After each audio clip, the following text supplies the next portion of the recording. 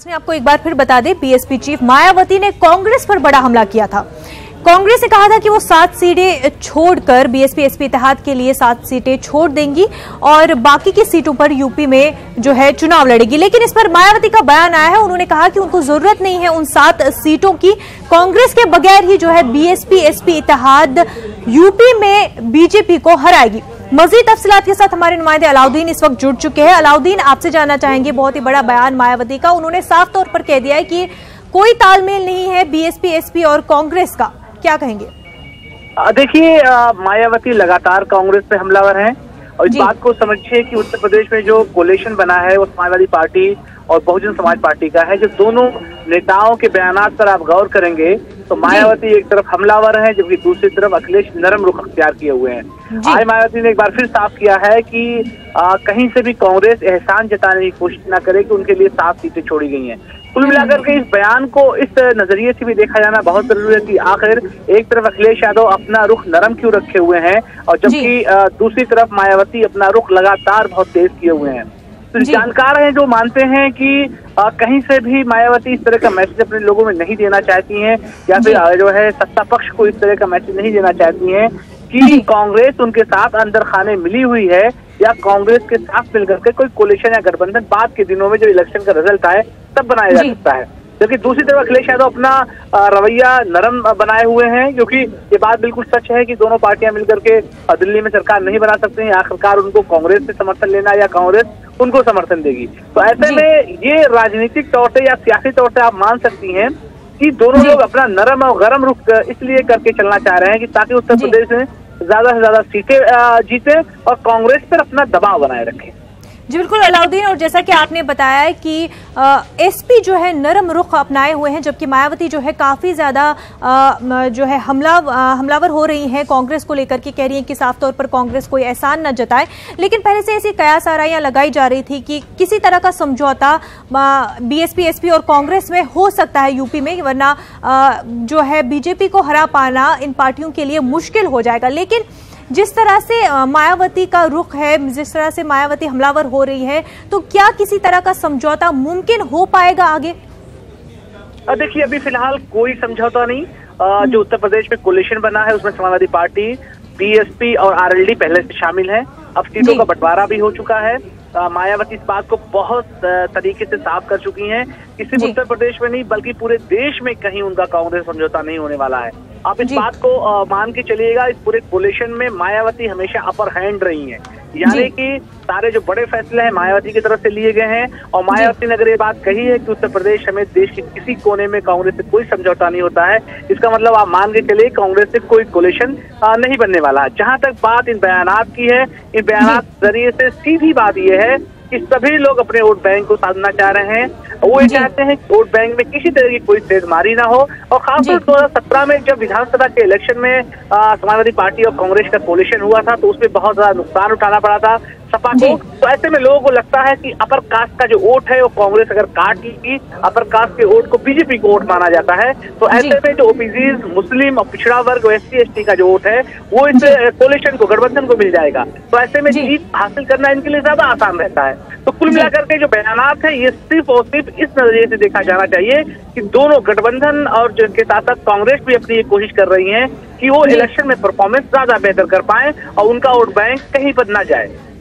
जी बिल्कुल अलाउद्दीन, जैसा कि आपने कहा कि वोट बैंक बचाने के लिए ये सारे बयानात सामने आ रहे हैं। ममता बनर्जी, ये माफ कीजिएगा, मायावती जो है पूरी कोशिश कर रही है अपना वोट बैंक बरकरार रखने की, पर कहीं ना कहीं इस सब की वजह से ये जो बीजेपी है उसको फायदा तो नहीं होगा, क्योंकि लगातार इस तरह के बयान आ रहे हैं और आपस में इस तरह की रंजिश पैदा है पार्टीज में। तो चुनाव में इस सब की वजह से बीजेपी को ही साफ तौर पर इसका फायदा होता हुआ दिखाई दे रहा है।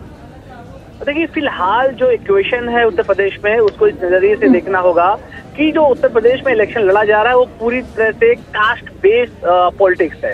इसमें ना डेवलपमेंट है ना दूसरी चीजें हैं। और कास्ट जब पॉलिटिक्स शुरू हो जाती है तो ऐसे में पॉलिटिकल पार्टियां इस बात की कोशिश करती हैं कि उनके कास्ट का वोट कहीं ना जाने पाए। उत्तर प्रदेश में जब आप गौर से देखेंगे तो आप पाएंगे कि सबसे ज्यादा वोट जो शेयर है वो ओबीसीज का है। ओबीसीज के बाद आपका एससी एसटी का है, फिर माइनॉरिटी यानी मुस्लिम वर्ग का आता है। तो कुल मिला करके दोनों पार्टी, खासतौर से समाजवादी पार्टी और बीएसपी की एक कोशिश है कि वोट बैंक कहीं से भी बंटने ना पाए और खासतौर से इस वोट का फायदा सीधे इस कोलिशन को दोनों लोगों को मिले।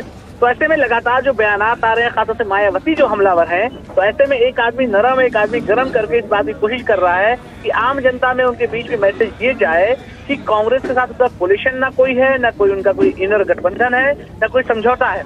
फिलहाल अब देखने वाली बात है कि 2019 के इलेक्शन में रिजल्ट कैसे आते हैं, लेकिन फिलहाल जो कोशिश की जा रही है वो साफ तौर से कोशिश की जा रही है कि जो है गठबंधन ज्यादा से ज्यादा सीटें जीते। जी बिल्कुल अलाउद्दीन, बहुत बहुत शुक्रिया आपका तमाम तर जानकारी के लिए। नाजरीन आगे बढ़ते हैं। उत्तर प्रदेश के नायब वजीर आला केशव प्रसाद मौर्य ने कांग्रेस के जरिए यूपी में 7 सीटें छोड़ने पर अपने रद्द-ए-अमल जाहिर किया है। उन्होंने कहा कि एसपी, बीएसपी और कांग्रेस एक ही सिक्के के 2 रुख हैं। 9 सीटों पर ऑपोजिशन लड़ रही है, उनमें से भी ज्यादा सीटें बीजेपी को ही मिलेंगी। ऑपोजिशन के हाथ फिर से खाली रह जाएंगे। जीत करने के लिए हैं उत्तर प्रदेश के उप मुख्यमंत्री केशव प्रसाद मौर्य। कल कांग्रेस ने कुछ लिस्टों का ऐलान किया। प्रेस कॉन्फ्रेंस के दौरान उन्होंने कहा कि हम जैसे जो गठबंधन ने 2 सीट कांग्रेस के लिए छोड़ी हैं, वैसे ही उन्होंने 7 सीट गठबंधन जो लोग हैं उनके लिए छोड़ दी हैं। किस तरह देखते हैं इस जुगलबंदी को? देखिए, मैं पहले भी कहता था और आज फिर कह रहा हूं, सपा बसपा कांग्रेस ये अलग अलग नहीं है, इनका आपसी तालमेल अंदर से बना हुआ है। कांग्रेस ने उनके लिए 7 सीटें अपने सुविधा अनुसार छोड़ दी और गठबंधन ने रायबरेली और अमेठी कांग्रेस की सुविधा के अनुसार छोड़ दी। दोनों दलों को यह पता है लगभग पूरी तरीके से, तीनों दलों को, कि यह 9 सीटें ऐसी है जहां थोड़ा बहुत लड़ पाएंगे। बाकी जो 71 सीटें हैं, इनके ध्यान में जो आती हैं वो बीजेपी एक तरफा विजय की ओर बढ़ रही है, ये इनके हिसाब से। लेकिन हमारा मानना है कि हम 1-2 सीटें 3 सीटें, मैं नहीं कहता हूं कि कोई इधर उधर हो जाए, अन्यथा इस बार उन सीटों पर भी कमल खिलेगा जो सीटें हम 2014 में नहीं जीत पाए थे। सर, इसके अलावा प्रियंका गांधी आज से उत्तर प्रदेश के दौरे पर हैं। गंगा यात्रा के जरिए लोगों से मिलने का कार्यक्रम है। देखिए, उससे कांग्रेस को कुछ हासिल होने वाला नहीं है, लेकिन मैं एक बात जरूर कहता हूं कि ये भाजपा की जो विचारधारा है उसके सामने घुटने टेकने के लिए, चाहे कांग्रेस हो, चाहे सपा हो, चाहे अन्य राजनीतिक दल हो, विवश हैं। भावना कैसी है मैं उस पर नहीं सवाल उठाता, लेकिन मैं ये मानता हूं कि हमारी विचारधारा की विजय है और कांग्रेस जनता सब समझती है।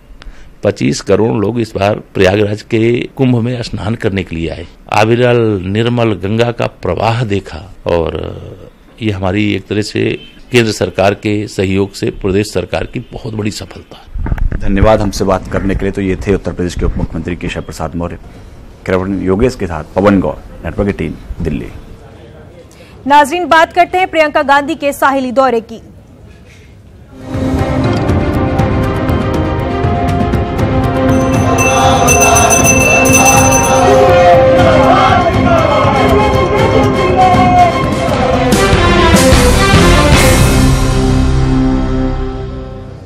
प्रयागराज से प्रियंका गांधी ने तशहीरी मुहिम का आगाज कर दिया है। प्रियंका गांधी साहिली इलाकों से गुजरते हुए वाराणसी पहुंचेंगी, पसमानदा तबका से सीधी बात करेंगे, लोगों के मसाइल से रूबरू होंगी। प्रयागराज पहुंचकर प्रियंका गांधी ने एक जज्बाती ट्वीट भी किया। एक तस्वीर के जरिए प्रियंका ने बचपन के दिनों और दादी आंजहानी इंदिरा गांधी के साथ गुजारे बचपन के पलों को याद किया। प्रियंका कहती है कि दादी सुलाते वक्त मुझे जॉन ऑफ आर्क की कहानी सुनाया करती थी। उनके अल्फाज आज भी जहन में बसे हैं। दादी कहती थी, निडर बनो, सब अच्छा होगा।